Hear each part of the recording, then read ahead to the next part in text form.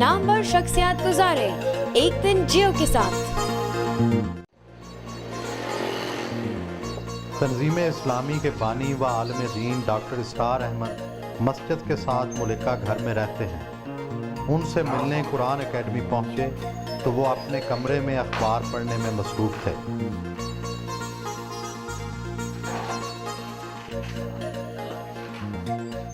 पुराना फर्नीचर और ये सादा सा बेडरूम, क्या आपको आराम और आसाइश पसंद नहीं? इसमें हर तरह का आराम और आसाइश मुझे हासिल है। बेड होता है सोने के लिए, वो मुहैया है। कुछ किसी वक्त अलहदगी में बैठकर लिखना पढ़ना हो तो ये टेबल मौजूद है। ये जो मेरा जिस पर आप बैठे हैं सोफ़ा, ये भी सोफ़ा कम बेड है। ये खुल जाता है और रात को मेरी अहलिया का बेड यही होता है। तो ये छोटा सा हमारा एक घर है और दर हकीकत तो ये कुरान एकेडमी के फ्लैट्स हैं, तो उनमें से एक में मेरी रिहाइश है। इस यहाँ मुझे अब हो गए हैं सन 77 से आप समझिए 25 बरस। वैसे ये बेड मेरा जो है ये तो सन 55 से है। तो बाकी हर चीज़ है। ये गर्मी में ठंडे पानी के लिए छोटा सा फ्रिज भी रखा हुआ है। तो जो आसाइशें हैं दुनिया की, अल्लाह का शुक्र है वो सब हासिल हैं मुझे। आलम दीन की ज़िंदगी और आम आदमी की ज़िंदगी में कोई फ़र्क है? कोई फ़र्क नहीं होना चाहिए। एक वो लोग हैं जो खुद कारोबार करते हैं, अगर अच्छा कमा रहे हैं तो वो अच्छा खाएं, अच्छा पहने, अच्छी जगह रहें, उनका हक बन जाता है। लेकिन उलमाए दीन का मामला ये है कि उनकी तो खिदमत जो है माशरा करता है। वो सुबह हल्का फुल्का नाश्ता करते हैं। आप नाश्ते में शहद का इस्तेमाल कर रहे हैं, ये सकील ग़िज़ा नहीं है? नहीं, एक तो कुरान मजीद में शहद के बारे में है कि फ़ीह शिफ़ाउन लिन्नास, इसमें लोगों के लिए शिफा है। और वैसे भी इसको तो मेडिकल लाइन में भी कहा जाता है कि हल्की शय है। आप पेशे के एतबार से डॉक्टर थे, आपने डॉक्टरी छोड़ दी, ये तो पेशे के साथ इंसाफ नहीं है। ये बात एक हद तक सही है आपकी, लेकिन सूरत असल में ये है, अच्छी से अच्छी एजुकेशन, मेडिकल एजुकेशन हासिल किए हुए लोग हमारे यहाँ कसरत के साथ मौजूद हैं और मरीज़ों के इलाज की ज़रूरत तो पूरी हो रही है। लेकिन ये खला है बहुत बड़ा कि हमारे यहाँ तालीम याफ्ता, जो जदीद तालीम याफ्ता लोग हैं, उन तक कुरान की दावत नहीं पहुँच रही। एक गैप है दरमियान में, कम्युनिकेशन गैप है, क्योंकि हमारे उलमाए किराम जो हैं वो उस आज की सतह जो है ज़हन की और फ़िक्र की और साइंटिफिक ख़ास तौर पर मालूमात की, उस पर नहीं है। लेकिन ये काम अल्लाह ताला ने मुझे इसकी सलाहियत दी है, तो मैंने हमा वक्त अपने आप को इस काम के लिए वक़्फ़ किया। घर से मुल्हिका अदारे के मुख्तलिफ शोबाजात का मुआयना किया। आपकी तकारीर वीडियो पर भी मौजूद हैं, जबकि आम तासुर है कि तस्वीर हराम है इस्लाम में। असल में तस्वीर जो है कुरान मजीद में तो उसकी हुर्मत नहीं आई है। हुर्मत जो आई है वो हदीस नबवी में है। और उस ज़माने में तस्वीर हाथ से बनाई जाती थी, या मुजस्समा हाथ से तराशा जाता था, जिसको कि हुजूर ने हराम करार दिया। अलबत्ता जब कैमरे की ईजाद हुई तो एक इख्तलाफ हो गया। आलम अरब के उलमा की अक्सरियत की राय ये हुई कि कैमरे पर इतलाक़ नहीं होता उसका, इसलिए कि उसमें हाथ का कोई अमल नहीं है। इस एतबार से हमने इसको एक्सटेंड किया और ये ऑडियो विजुअल जिस कदर मुअस्सिर बनता है लोगों के लिए, तो जाहिर बात है कि हम वो तासीर चाहते हैं, दीन की दावत के अंदर वो तासीर पैदा हो जाए, तो हम उसे इस्तेमाल कर रहे हैं। शोबा समो बसर में गए,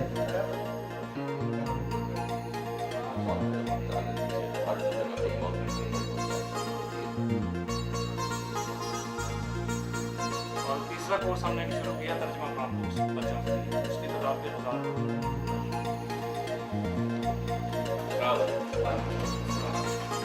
इसके अलावा जो हमारे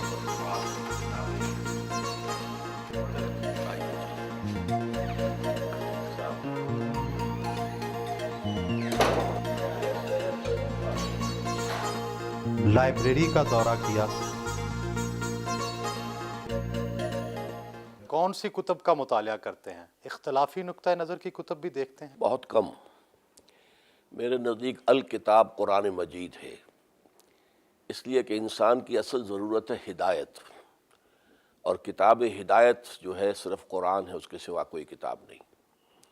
अलबत्ता ये कि कुरान मजीद ही की वजाहत पर मुश्तमिल अहादीस हैं, उनका भी मुताला करता हूँ, और ख़ास तौर पर सीरतुन्नबी सल्लल्लाहु अलैहि वसल्लम और फिर खुलफ़ाए राशिदीन के दौर की तारीख़ जो है वो मेरा मौज़ू है, मुताला है। आपने आम उलमाए दीन के बरक्स तहरीर की बजाय तकरीर को ज़रिया इज़हार बनाया है, इसकी क्या वजह है? असल में मैंने चूँकि अपने काम का आगाज़ किया था दर्स कुरान से, उसी की बुनियाद पर अपने हल्क़े जो है ऑर्गेनाइज़ किए, तो इससे गोया कि अल्लाह ताला ने मेरी ज़बान को खोल दिया, ख़ास तौर पर कुरान के साथ। तो यही चीज़ आगे बढ़ी, और बाद में मुझे इससे बड़ी तस्कीन हासिल हुई कि नबी अकरम सल्लल्लाहु अलैहि वसल्लम ने भी कभी कुछ लिखा नहीं, बल्कि आपका जो मीडियम था लोगों से राब्ते का और दावत का, वो स्पोकन वर्ड था। गोया कि ये दो ईमान के लाजमी तकाज़े हो गए कि एक तो दिल में ईमान हो, यकीन वाला ईमान, पर्सनल कन्विक्शन की शक्ल इख्तियार कर ले, सिर्फ एक अकीदा ना हो कि एक मौरूसी अकीदा है, एक रेशियल क्रीड है, नहीं, पर्सनल कन्विक्शन।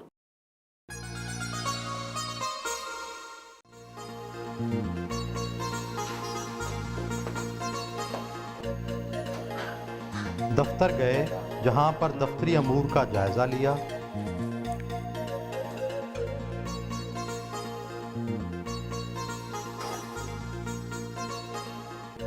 रसाइल का मुतालिया किया, वहीं पर ख़तो किताबत भी की।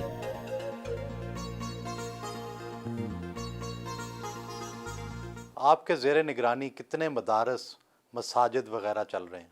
हमारे ज़ेर निगरानी कोई मसाजिद और मदारिस नहीं है। एक कुरान एकेडमी है, एक कुरान कॉलेज है, इसमें हम ग्रेजुएशन कराते हैं लोगों को, लेकिन अरबी और कुरान उसमें हमने लाजिम सब्जेक्ट्स रखे हैं।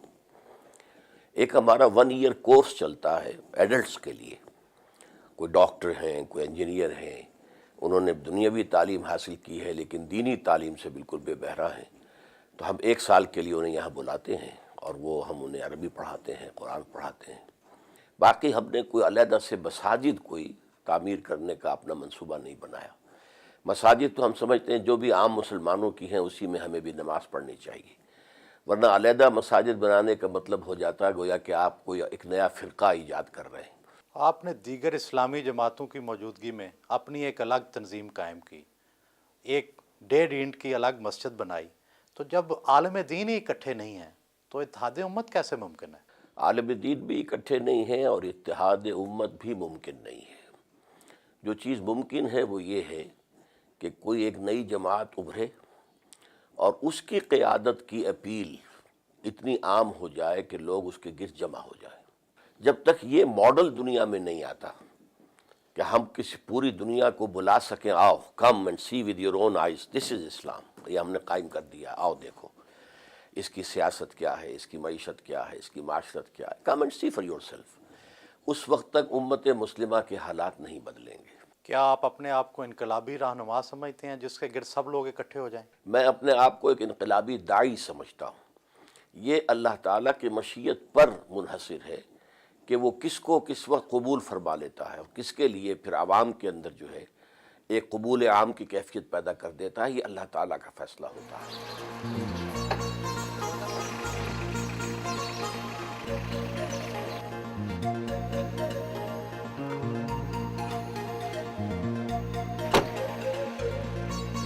एक इस्लामी मुआशरे में मौलवी का क्या किरदार होना चाहिए? असल में हमने इस्लामी माशरे में मौलवी को एक प्रोफेशन की हैसियत दे दी है।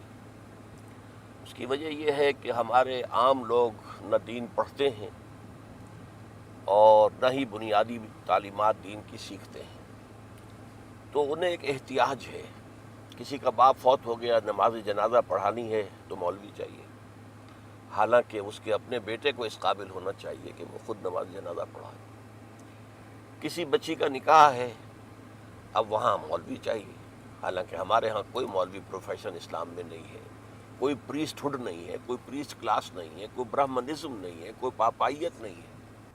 تو ہر مسلمان کو اس قابل ہونا چاہیے کہ نماز میں امامت کرے. تو اس اعتبار سے یہ پیشہ کوئی اسلام میں نہیں ہے. ان کے ادارے کے زیر انتظام خواتین کالج بھی کام کر رہا ہے، جہاں وہ کبھی کبھی لیکچر دینے جاتے ہیں. یہ علم کا حاصل کرنا فریضہ ہے ہر مسلمان مرد پر. اور علم آدم الاسماء کلھا، تو حضرت آدم کو جو اللہ تعالیٰ نے عمل کی میں تمام اسماء کا علم دے دیا تھا، در حقیقت اس کی ایکسفولیشن ہو رہی ہے، وہ علم کھل رہا ہے، جیسے کہ آم کی گٹھلی میں سے آم کا درخت برآمد ہوتا ہے.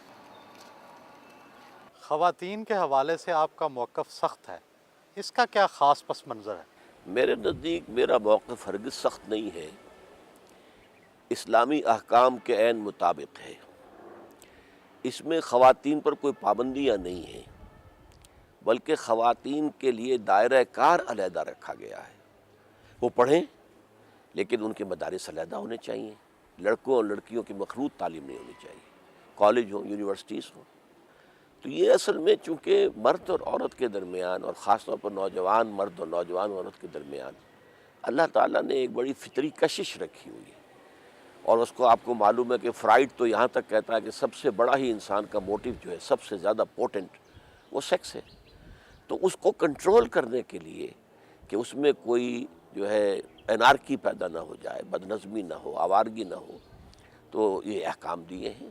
اور پردہ ہے، مخلوط معاشرت سے روکا گیا ہے، کورنگ آف دی باڈی کے احکام ہیں، عورت کے لیے علیحدہ ہیں، مرد کے لیے علیحدہ ہیں. کیا عورت کے چہرے کا پردہ لازم ہے؟ ہاں، میرے نزدیک نامحرم کے سامنے وہ کھلے چہرے کے ساتھ نہیں آ سکتی. ایک تو ستر ہے، اس کا پورا جسم ڈھکا ہونا چاہیے سوائے چہرے کی ٹکیا، سوائے ہاتھ کلائی سے نیچے اور پاؤں ٹخنے سے نیچے. نماز ظہر ادا کی.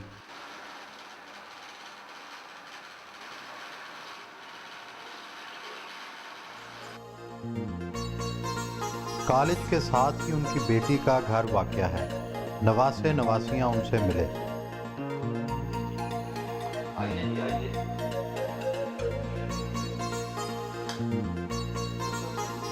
بچوں کے ساتھ دوپہر کا کھانا کھایا.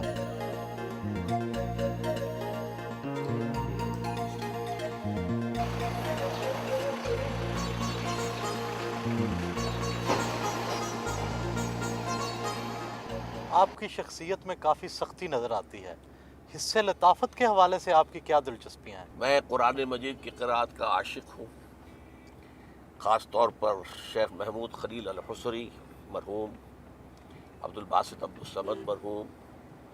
ان سے میں بچپن میں موسیقی کا بہت رسیہ تھا اور اچھا گا لیا کرتا تھا، آواز کے اندر ایک کیفیت تھی. اور مجھے خاص طور پر سہگل کے گانے انتہائی پسند تھے. یعنی یوں سمجھیے کہ کوئی میلوں دور سے بھی سہگل کی آواز آ رہی ہو تو میرا جو اینٹینا ہے کان کا اس کو کیچ کر لیتا تھا.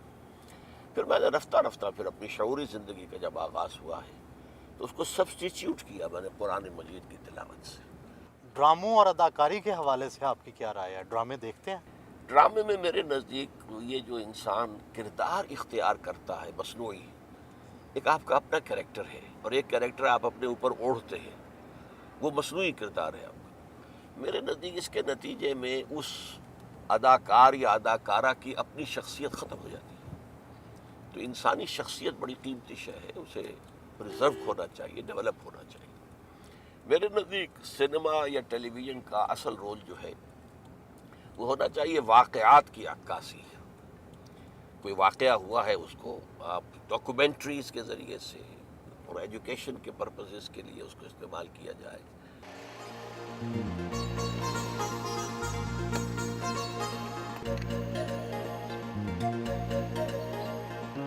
دوپہر کو وہ تھوڑی دیر آرام ضرور کرتے ہیں.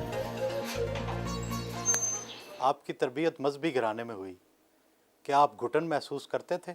دین پر عمل کرنے میں تو کسی قسم کی گھٹن نہیں ہے، لیکن دین کے معاملے میں جو ایک شدت پسندی یا سختی ہے وہ کبھی بھی نہیں ڈاکٹر صاحب کی طرف سے رہی. انہوں نے کبھی بھی ہمیں اس معاملے میں سختی نہیں کی، بلکہ ایکسپیکٹ کیا ہے کہ ہم جس طرح انہوں نے باعمل زندگی گزاری ہے ہم بھی گزارنے کی کوشش کریں.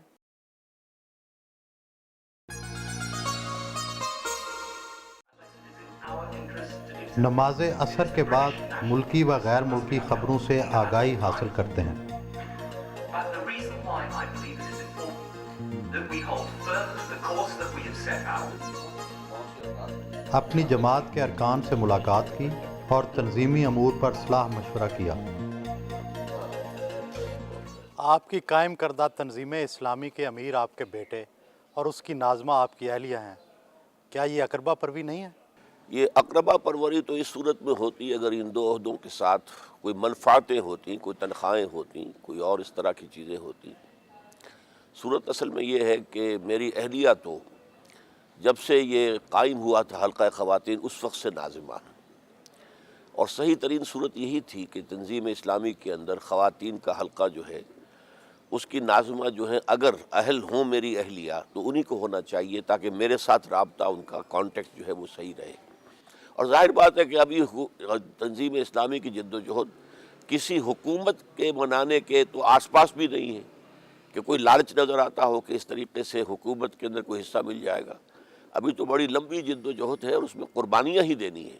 تو اس کے اعتبار سے اس کے اندر صرف سے کوئی حرج نہیں ہے کہ بیٹے کو نامزد کیا جائے. انہیں بچوں سے بہت پیار ہے. شام کو پوتی اور پوتے کے ساتھ وقت گزارتے ہیں. آپ کو اپنے والد کی کون سی خوبی پسند ہے اور کون سی خامی نظر آتی ہے؟ والد کی خوبی کا جہاں تک تعلق ہے تو جو وہ کہتے ہیں اس پر عمل کرتے ہیں، جو اکثر و بیشتر یہ چیز ہمارے معاشرے سے بالکل انقطاع ہو چکی. اور خامی کی حد تک تو میں یہ سمجھتا ہوں اسے بہرحال خوبی کا بھی کہا جا سکتا ہے کہ اگر کسی شخص کے بارے میں ان کے ذہن میں کوئی بات ہے تو پھر یہ کہ اسے برملا کہہ دینے میں انہیں کوئی جھجک نہیں ہوتی. کیا آپ اپنے والد کی قائم کردہ تنظیم میں کوئی تبدیلیاں لانا چاہیں گے؟ اصل میں جو تنظیم والد صاحب نے قائم کی ہے اس کا جو بنیاد ہے، اس کی جو اصل بیس ہے، وہ نبی اکرم صلی اللہ علیہ وسلم کا اسوہ مبارک ہے کہ جس طرح وہ عظیم انقلاب حضور نے برپا کیا تھا تو وہ کون کون سے مراحل تھے. تو جہاں تک اس دینی جد و جہد کا تعلق ہے یا وہ ریولیوشن کا تعلق ہے، اس میں تو میں نہیں سمجھتا کہ کوئی تبدیلی لائی جا سکتی ہے. مسجد میں با جماعت نماز عشاء ادا کی.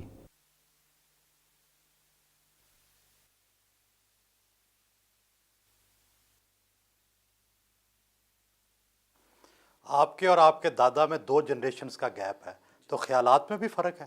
نہیں، خیالات میں اس طرح تو فرق نہیں ہے کہ کیونکہ ہم نے جو بھی حاصل کیا دینی حساب سے انہی سے حاصل کیا ہے. ان کے بچپن سے دروس اور کیسٹس وغیرہ سنتے رہے ہیں، تو خیالات میں تو قطعاً فرق نہیں ہے. آپ کے دادا مخلوط تعلیم کے خلاف ہیں، آپ ایک مخلوط تعلیم کے ادارے میں پڑھ رہے ہیں، یہ تو بڑا تضاد ہے. یہ تضاد اس طرح آپ کہہ سکتے ہیں کہ کمپیوٹر سائنس میری اپنی سلیکشن تھی، تو اس میں جو بہتر ترین ادارہ تھا وہ جس میں پڑھ رہا ہوں وہی ادارہ تھا، تو وہاں نسبتاً بہتر ہے ماحول. انہوں نے کو ایجوکیشن ہے تو صحیح، مگر انہوں نے الگ کرنے کی کوشش کی ہے. کیمپس الگ ہے ان کا. آپ پہ ناراض نہیں ہوتے اس وجہ سے؟ کبھی بات نہیں ہوئی اس موضوع پہ.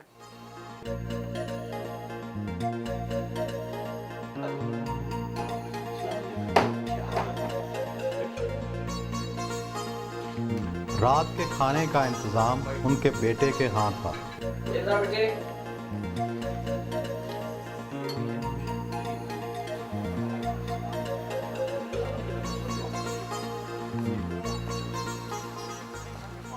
ذاتی حوالے سے آپ کے ذرائع آمدن کیا ہے؟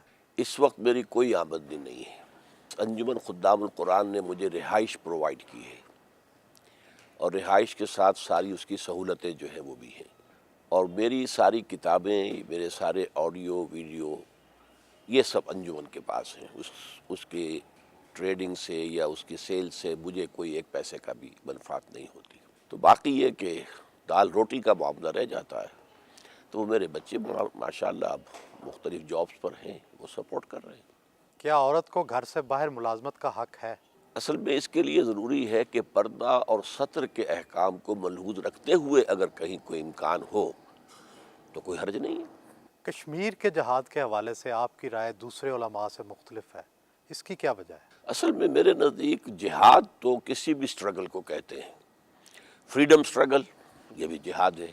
یہ جو کچھ آج کل ہو رہا ہے، یہ ہم جہاد کے لفظ کو استعمال کر لیتے ہیں، تو کشمیر کا معاملہ بھی یہ ہے کہ یہ کشمیر کے لوگوں کو ہندوستان سے آزادی حاصل کرنے کی جد و جہد کرنے کا حق حاصل ہے، لیکن اس میں بھی ایک رائے ہو سکتی ہے۔ میری رائے یہ ہے کہ اگر وہ ہتھیار نہ اٹھاتے تو بہتر تھا، پولیٹیکل موومنٹ لے کر چلتے۔ پولیٹیکل موومنٹ میں اگر کوئی 1 لاکھ کا جلوس نکلے اور اس کے اوپر فائرنگ ہو اور 100 آدمی مارے جائیں تو اس کا پوری دنیا کے اندر ایفیکٹ جو ہوگا وہ بہت مختلف ہوگا۔ تو اصل میں سیاسی تحریک چلتی تو اتنی جانیں بھی نہ جاتی، اس سے کم جانوں کے اندر اس کا ایفیکٹ بہت زیادہ ہوتا۔ آپ نے طالبان کی حمایت کی، کیا یہ فیصلہ غلط نہیں تھا؟ قطعاً نہیں، میں پوری طرح مطمئن ہوں اب بھی کہ ہمارا ان کا ساتھ تعاون اور ان کو تسلیم کرنا بالکل صحیح تھا، اس لیے کہ طالبان نے پورے افغانستان میں سوائے 5% علاقے کے یا میکسیمم 7% ہوگا، پورے افغانستان میں پورا امن و امان قائم کیا۔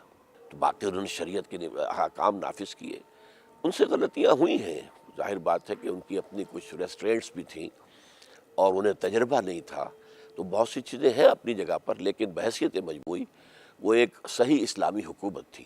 صحیح اسلامی نظام ابھی قائم نہیں ہوا تھا، یہ حکومت تو اسلامی تھی۔ آپ نے جماعت اسلامی کیوں چھوڑی تھی؟ جماعت اسلامی کو میں نے جوائن کیا تھا یہ سمجھ کر کہ یہ ایک اصولی اسلامی انقلابی جماعت ہے اور اس کا جو طرز عمل ہے وہ انقلابی ہے، اور یہی بات ہے کہ سیاست میں اس نے سن 41 میں یہ قائم ہوئی اور اس نے کسی سیاست میں حصہ نہیں لیا، کسی الیکشن میں حصہ نہیں لیا، یہاں تک کہ سن 46 کا جو بہت ہی زیادہ اہم الیکشن تھا جس کے نتیجے میں پاکستان وجود میں آیا، اس میں بھی حصہ نہیں لیا، ووٹ بھی نہیں ڈالے، نہ اس کے لیے کوئی کسی کو سپورٹ کیا۔ پاکستان میں آ کر انہیں محسوس ہوا کہ یہاں اب پولیٹیکل جو ہے ویکوم ہے، اور ہم ذرا پاکستان کا جو نعرہ تھا، پاکستان کا مطلب کیا، لا الہ الا اللہ، اسے ہم اون کر کے تو ہم اگر انتخابات میں آئیں تو جلدی ہم اقتدار پر پہنچ جائیں گے۔ تو جب جماعت نے وہ راستہ اختیار کر لیا اور مولانا مودودی مصر رہے، حالانکہ خاصی مؤثر جماعت کے اندر یہ رائے آ گئی تھی سامنے کہ یہ ہم غلطی کر بیٹھے ہیں، ہمیں واپس ہونا چاہیے، لیکن مولانا جو ہے اپنے اس فعل پر جازم رہے، تو پھر ہم لوگوں نے علیحدگی اختیار کی۔ آپ اپنی زندگی کی تمام تر جدوجہد کے باوجود کوئی انقلاب نہیں لا سکے، کیا آپ اپنے کام سے مطمئن ہیں؟ میں اپنے کام سے بالکل مطمئن ہوں۔ انقلاب روز روز نہیں آیا کرتے، یوں سمجھیے کہ انبیاء کرام میں سے بھی صرف ایک شخصیت ہے حضور صلی اللہ علیہ وسلم کی جن کے دست مبارک سے ایک انقلاب برپا ہوا، اور یہ انقلاب ایک مرتبہ اور آنا ہے جس کی خبر دی ہے محمد الرسول اللہ صلی اللہ علیہ وسلم نے، اور وہ جب ہوگا تو پوری دنیا پر خلافت کا نظام قائم ہوگا، لیکن یہ انقلاب میرے نزدیک کئی نسلوں میں مکمل ہوگا۔ اب ان کے آرام کا وقت تھا جس پر ان سے اجازت لی۔